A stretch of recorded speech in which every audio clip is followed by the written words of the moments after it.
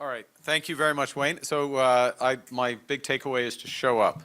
So I'll keep showing up, and I thank you all for showing up, and I want to make it worth your while. And I'll just highlight a couple of points. Some of you might have, some of you did have to sit through my fireside chat, but let me just hit a few things there. I think the first is just to get across the scale of ambition in Canada right now.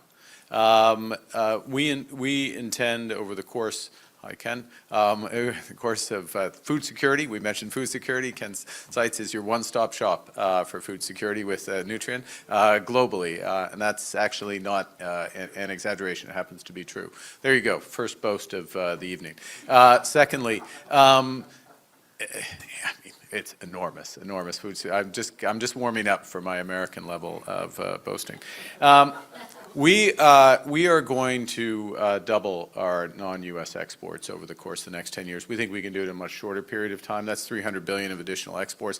Most of that is going to come from Asia, in our view, and I'll justify that in a second. But on top of this, and I just underscore this because this is a two-way relationship, our expectation coming out of the budget is that we're laying out a path for at least $500 billion of additional investment in Canada in the next 5 years.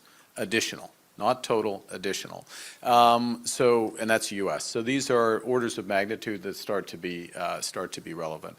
Areas, both in terms of the two-way trade and the domestic investment. We're basically going to build out the infrastructure to help drive energy corridors, both clean and conventional, trade corridors, new port infrastructure, and others.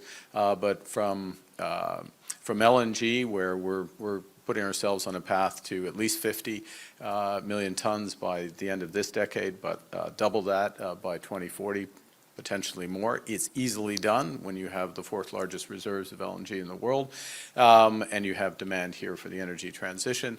To nuclear, a few days ago, I launched with my good friend, Premier Ford. Did I say good friend, Premier Ford? I said the always entertaining, no, the always interesting, the always unpredictable Premier Ford. Yeah, God, sorry, I don't know why I mixed the two up, President and Premier Ford. Is that on, by the way? No. We launched, in all seriousness, the first commercial SMR. So this is not a pilot, it's 300 megawatt SMR, which we're building out ultimately 1.2 gigawatts of SMR over the course of the next several years. 80% of the supply chain for that is in Canada. Okay, so this is basically, it's Canadian technology, Canadian